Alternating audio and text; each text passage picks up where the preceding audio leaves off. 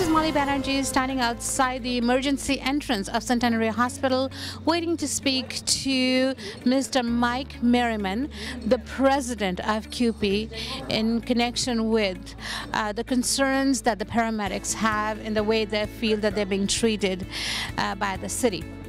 My name is Mike Merriman. I'm the ambulance unit chair for CUPE Local 416, representing the paramedics and support staff. Okay. Now, what brings us here today to talk to you, thank you very much for coming out and speaking to us. Our pleasure. Tell us what is going on. Well, there's a whole host of issues that are driving down the morale of paramedics. There's, first of all, there's a lack of advanced life support paramedics, who are our most highly skilled paramedics that are targeted to service life-threatening, the most severe life-threatening calls. There's been a slow erosion of those within the servicer system over the past 4 or 5 years. We used to have about 30%. Now we're down to about 17%, which is putting a strain on the remaining paramedics, the advanced life support paramedics. There's been nights here where in Scarborough there's only been one to service the entire area of Scarborough, when there probably should be closer to at least 3 vehicles. And that further puts a strain on the system altogether. The paramedics are very frustrated out of schedules that were more or less forced on them by the employer back in 2013 that have driven down morale. They've basically broke the backs of the paramedics with schedules that they're just not conducive to good family life, to keeping their stress levels down. There's a whole host of issues. There's equipment issues. They're using substandard equipment, or a lack of equipment. You have equipment that's the cheapest money can buy and falls apart. They don't have proper configurations to stow or carry equipment on their stretchers. Many times having to put equipment on people's legs, on patients' legs, which is entirely unacceptable, but they can only work with what, unfortunately, the city gives them. And let me ask you this question. People who are watching this program, they're going to be horrified that this is actually happening in our city. Now, the question that they would have, and you can answer this for us, how did we get here?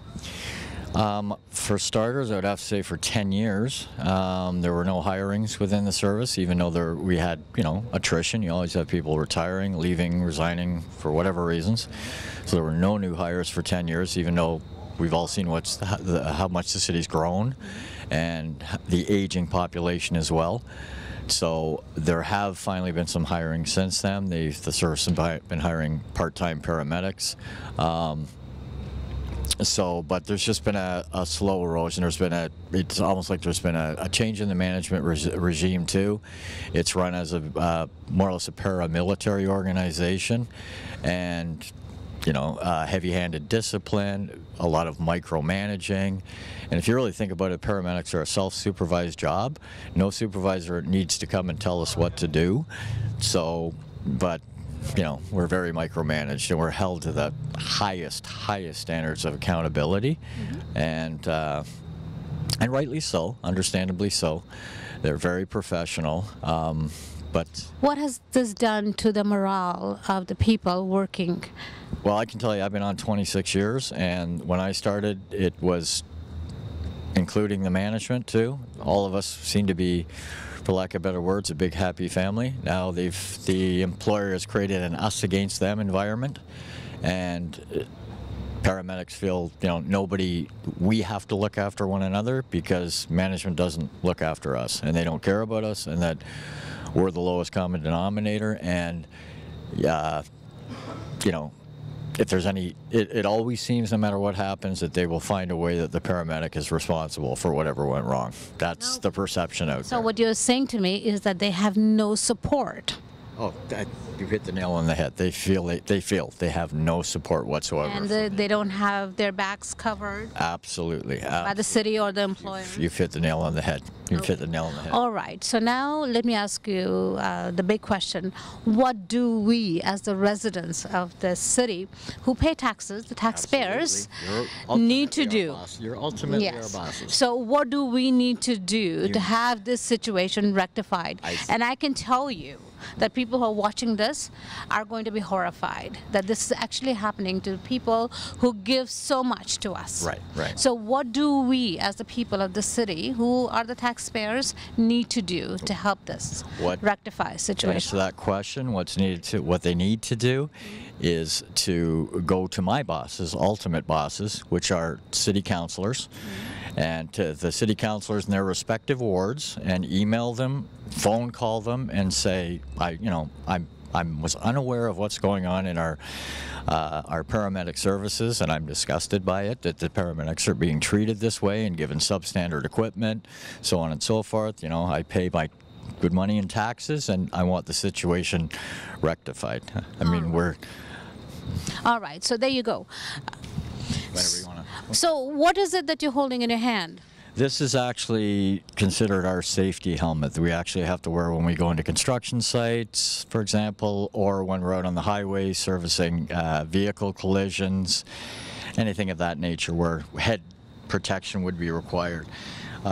This looks like a toy that you would buy at a dollar store. Again, they're the cheapest probably money you could buy. Our provincial counterparts in other EMS services, Peel, York, Durham, they all have a much higher quality helmet. And what is this? This is the visor, which sort of somehow clicks on, but actually this is probably one of the better examples, because usually these are cracked and broken in no time.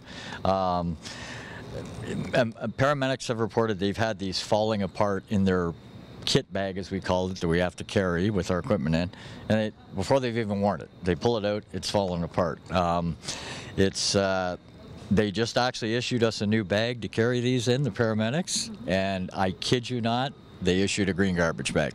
Oh, wow. Literally issued a green garbage bag for paramedics to carry this in, which speaks volumes as to how much they really care about the paramedics. All right, so there you go. So I'm sure you're going to be as horrified as I have been just to get to know that this is what is happening to our first responders, people who are who do so much to make sure that they take good care of us, and so this should not be happening. So here's what you need to do. You need to contact your counselor, and you need to let him or her know that you will not stand by and let this happen. So thank you so much for speaking to us. Thank you very much for having me. All right, and please let everybody know that we all stand with you. We appreciate and we do not approve of what is happening. You made a good and point. we will do whatever it takes to make sure that the situation is rectified. You made a good point there. You had me thinking there on one of your points that paramedics are very professional. They devote their lives to saving other people's lives. They're very caring and compassionate people, and all we're asking is the same from our employer. And this should not be happening in the city of Toronto anyway. I agree. It's All right. Thank you so much. Yes, thank you so much. And a compassionate city.